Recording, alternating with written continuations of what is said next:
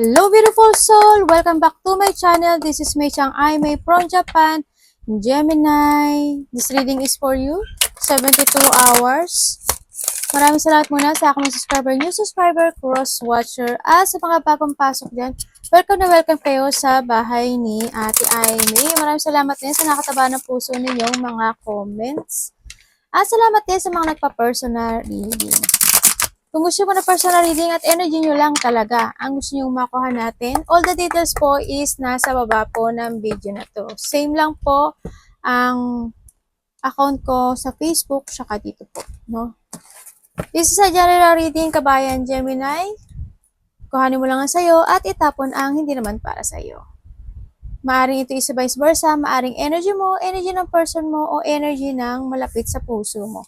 Maaring nangyari, or mangyari pa lang. Use your own intuition, lawakan natin ang ating isipan. Tandaan nyo, kung hindi ito magpipit sa inyo, huwag nyo na lang ipilit. Okay? Kasi marami po kayong energy sa mundong ito. Okay. There's a new horizon and there is a new beginning ng buhay mo. Kaso nalilito ka, ang daming option na tumatakbo sa isipan mo. May mga wishful thinking din ako. At syempre, you need to trust your intuition. Huwag kang mag-jungling sa mga decisions in life, mga pangarap sa buhay, at mga gustong mangyari sa buhay. At syempre, kailangan mo rin mabalanse. Kasi iba dito, you're jungling when it comes to money. Or, yun nga ang nakita ko, kailangan mabalanse. At makontrol mo rin yung sarili mo, and then money related sa nakita ko dito. Sa nakikita ko sa'yo dito, Gemini, yes, you're getting stronger, no? Sa nakita ko dito. At nagkakaroon na rin ng healing. Kumbaga, may mga gusto ka nang gawin sa buhay mo. May mga gusto ka nang, andun na yung siguro, after, na mga nangyari in your life, nagiging strong ka na. Kumbaga, andun na yung may mga gusto ka nang gawin actually. May mga gusto ka nang, ipaglaban or may mga gusto ka ng protektahan sa iba. Siguro when it comes dito, nagiging busy yung isipan nyo, no? Sa nakita ko rin dito, may kailangan ka daw, you need mo daw depensahan yung sarili mo or kailangan mo protektahan. Yun na nakikita ko. Someone is under attacking sa'yo. I don't know who o kung sino siya. Kumbaga, there's a challenge. Strong will talaga kailangan dito and determination, no? Focus. Basta, ipaglaban mo yung nararapat para sa'yo. Ipaglaban mo yung mga gusto mong mangyari sa buhay mo, yung tinatakbo ng puso mo, ipaglaban mo. No? Sa nakita ko dito.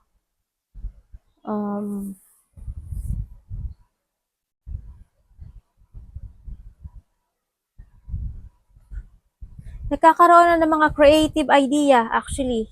No? Kumbaga, nandun yung nagkakaroon ka na ng, ano tawag dito? Idea when it comes to reality in your life. Sa nakikita ko dito. Siguro, you want to create something na talaga. Kasi nakita ko na yung healing. Nakikita ko na yung, nagkakaroon na ng level up because you heal and you're strong. Kumbaga, nagkakaroon na ng revert dito, no? Sa'yo. May mga changes na nangyari, as in. Tingnan natin. Kumbaga, may maaring iba dito nagkakaroon na ng clarity sa buhay, kung paano nila i-create yung sarili nila. No, paninindigan siguro. Siguro is time ng magkaroon ng paninindigan in life. Or magdepensa ka kasi nagkakaroon ng under attack. I don't know who. Marami naman kayong energy sa mundong ito. King of Wands vision. Nagkakaroon na ng clear mind So, yun, no? Nagkakaroon na rin ng level up.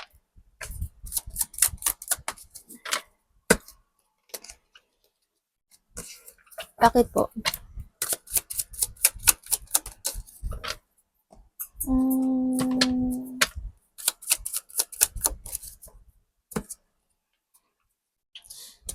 Okay. Sa iba sa inyo, handin yung takot, stress, anxiety, worry. Tsaka magkakaroon daw ng delay sa iba. No? Siguro, may malalaman daw ata kayong katotohanan. maybe someone speak or may malalaman kang katotohanan. And then, magiging magulo daw ang isipan mo kasi yung mga decision in life mo, magiging mabagal. Siguro strong talaga, need ng strong to change, no? Kailangan mo i-renew yung sarili mo.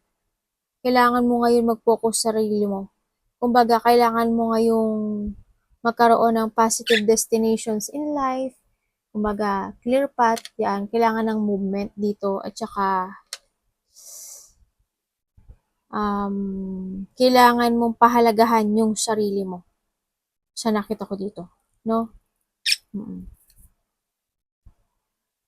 Hindi ko alam kung may mga nag-aaway-away na either magkakasamaan sa trabaho or magkakapatid, malalapit sa puso. Nagkakaroon ng lack of cooperation or lack of control yung iba sa inyo dito, no? Ganyan. Siguro iba dito, nag-aaway kayo ng nanay mo, anak mo, kasamaan mo sa trabaho, or magulo lang yung isip mo.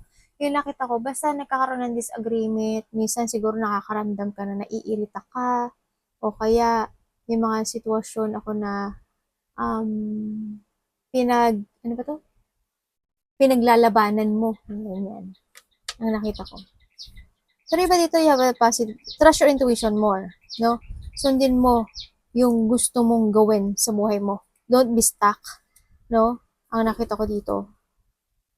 Start to create. Harapin mo yung dapat harapin. Yung mga takot, ganyan, mga decision. Huwag kang ma-overwhelm sa mga information na akala mo is totoo. Pero you need to see the fact, no? Kumbaga, kailangan mong mag-decision. Face the fear, ganyan.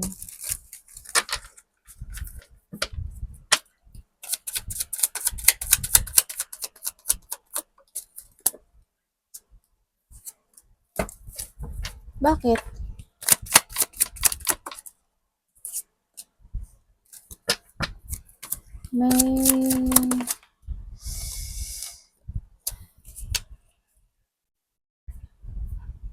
May mga gusto ka lang gawin, may mga wini-wish ka na achievement, satisfactions in life, mga pangarap ang buhay. Pero nakikita ko dito, hindi ko alam kung natatakot ka, nag-aalala ka.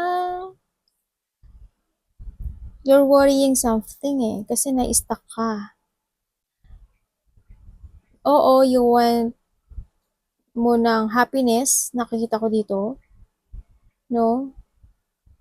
Tingnan natin. Bakit nandiyan ka, Devil?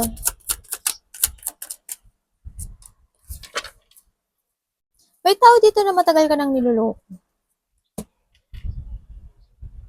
May tao dito, either your boss, karelasyon, tatay, baka sarili mo, di ba? Yun ang nakikita ko. Parang nagkaroon ng mga deep wound sa'yo. May mga sitwasyon ako na nagpo-focus ka sa, pero nakita ko yung iba dito naka-heal Naka-heal na. Siguro it is sa past, no? Sa nakita ko dito. Kasi you are now in Ace of Cups kasi. Kumbaga, nandito ka na sa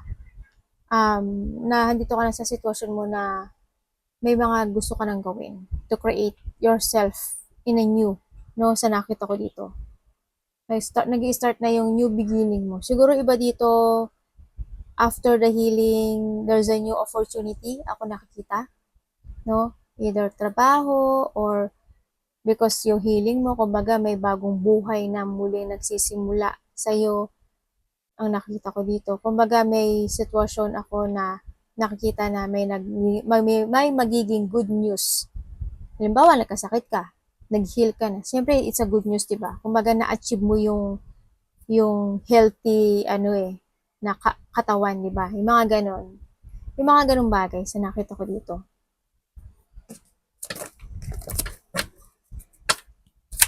When it comes then, at siguro parang ang tagal mo nang nai-stress sa iba. Someone's wearing a mask. Sabi ko sa'yo, kaya dito si Devil eh, no? May nagpapanggap ha, ingat ka. O baka ikaw nagpapanggap ka na you are okay but not okay. No? Yan nakikita ko. Ingat ka. Knight of Cups. Don't be stuck. No, kumbaga, alisin mo yung, ano ba to? Alisin mo yung addiction mo in your life. Kung if you have no, halimbawa, hindi yung palaisip ka, alisin mo yun. Kung magiging palaisip ka at hindi ka naman mag-a-action, hindi ka makakamon, di ba? Alisin mo yung mga pag-worry mo. Kasi kung worry ka na ng worry, tapos hindi mo naman sinusolusyonan, ma-stress ka lang, ma-anxiety ka lang, tsaka depression. Huwag ka mag-focus sa hurt. Try to start a new, no? Sa nakita ko dito.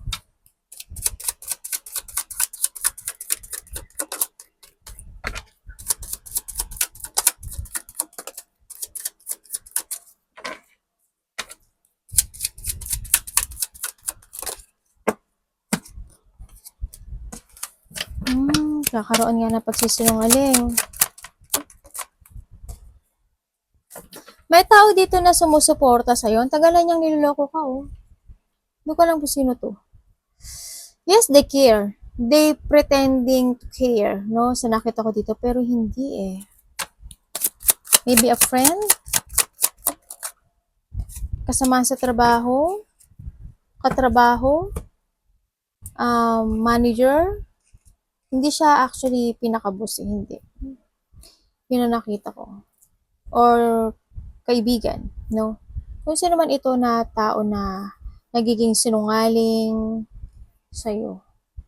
Meron ka daw mga dapat aksyonan sa buhay, no? At may mga dapat ka daw i-correct. Maaaring may magkikita-kita na magkakaibigan, a close relationship, either a group or may magchichill-chill kayo or may pupuntahan ka or may pupunta sa'yo, ganyan. They give love and support kayo. Either may mga happy gathering na magaganap sa iba or collaboration or there is someone want to share something sa'yo or sila ang mag-share sa'yo to support. Mga ganon. Yung iba dito, baka may punta kang married or there's a marriage, pregnancy, mga ganyan. There's an achievement, kumbaga, na may happiness, may victory and success na mangyayari in your life. Maybe you will receive some gift or tulong ako nakikita, no? And then, sinasabi rin dito na you need to value yourself, no? Make sure na, slowly but surely, but make sure na ma-achieve mo yung gusto mong mangyari sa buhay mo. Kahit slow lang, no? Sa ngayon kasi nakikita ko correction when it comes to yourself, correction sa mga situation na nanggaganap sa iyong buhay, kumbaga pagiging totoo in yourself din sa nakita ko dito at pagpapahalaga. Kailangan alam mo yung halaga mo sa nakita ko dito. Meron ditong offering of opportunity, maaring new job, new work, new pagkakaperahan sa nakita ko dito.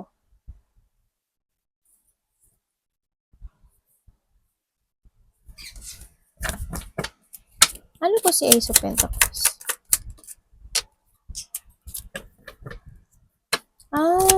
Makaka-receive ka daw ng pera.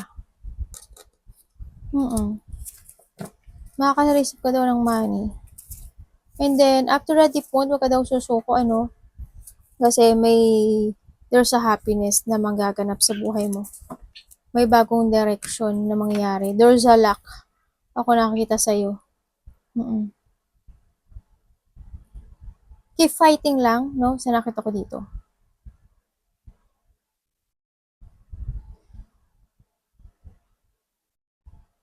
Hindi ko alam kung may sinusuportahan kang bata, matanda, relatives, or hindi ko alam kung sinusuportahan mo siya o inaalagaan mo siya. Yun na nakikita ko dito.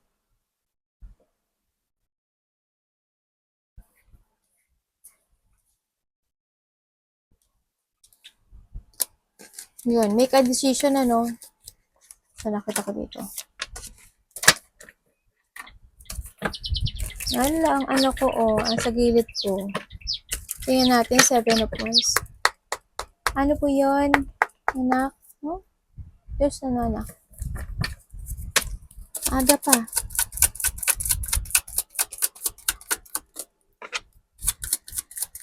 May material success ako nakikita. Maaari makatanggap ka nga ng tulong or pera or vice versa. Baka ikaw ang tutulong. Ganyan. Naku.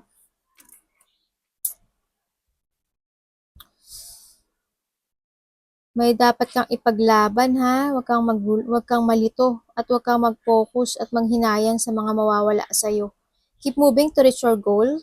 Huwag kang titigil hangga't hindi mo ma-reach yung goal mo sa buhay. Sa nakita ko dito. Huwag ka lang mag-daydream. No, you need to move on. Sa nakita ko dito.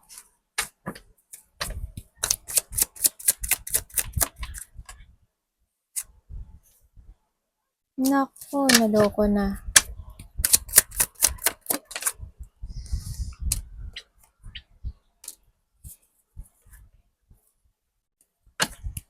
Sino ka?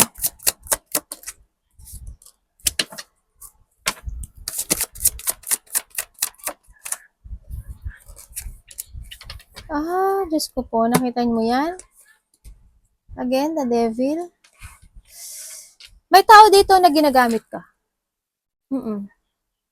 May tao na ginagamit ka, ginagawa kang tanga kasi siguro wala kang alam. May tao dito na obsessed or a gold digger maybe. There's a corruption. There's a corrupt. Someone is using kasi sa pera, dahil sa pera to eh. Hindi ko alam kung itong tao na to is yun ang trabaho niya or hindi ko nakitang stable to. Maybe ikaw, no? Ikaw, siguro, hindi ka stable sa buhay. Hindi ko alam kung may trabaho ka o wala. Baka iba sa inyo, hindi stable ang buhay nila. Kaya nakita ko na stuck ka dito. Maaaring iba dito,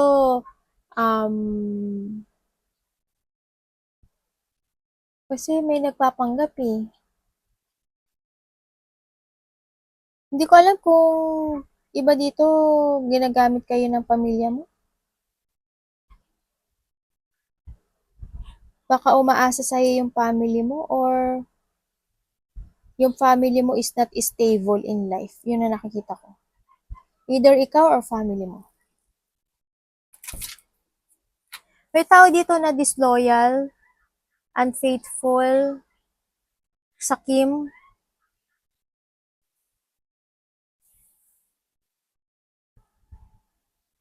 Hindi ko alam kung siguro may pangsusuhol kasi ako nakikita. Hindi ko alam kung susuhulan ka or may tao dito na sinusuhulan ng dahil sa pera or nanggagamit ng dahil sa pera. Yun ang nakikita ko.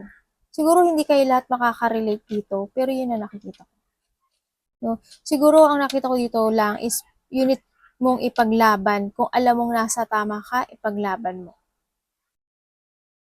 Kung hindi mo naman siya ipaglaban, edi mag-back to zero ka na lang. Diba? Yun lang sa'yo. Pero kung alam mo nasa tama ka, ipaglaban mo. No? May mga sitwasyon din ako nakikita na napipigilan ka to change to your best version sa nakita ko dito.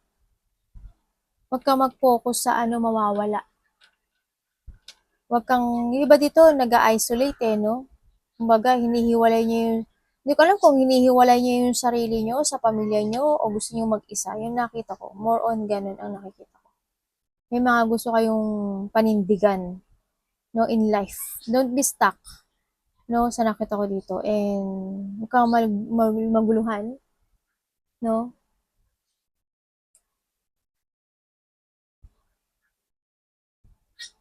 Kailangan mo ng positive change, no, dito. Arigato namaste, guys. Maging totoo sa sarili, ha? And make a decision. Use your head when making a decision. Okay? Arigato namaste, God bless.